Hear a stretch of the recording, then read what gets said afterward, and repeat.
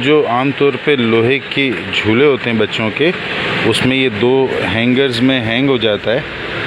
ठीक है, ये एक हैंगर एक साइड पर और एक ये दूसरी साइड पर, और उसके बाद इसमें ज़िप होती है ये, तो ये ज़िप जो है ना नेट होता है।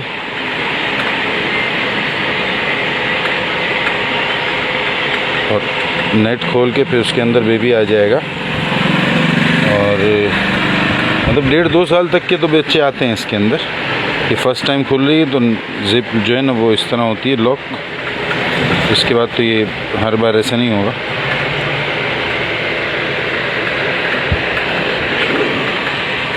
ठीक है, और ये डबल प्लाई होती है, दोनों तरफ कपड़ा होता है अंदर बाहर, 1 प्लाई नहीं होता।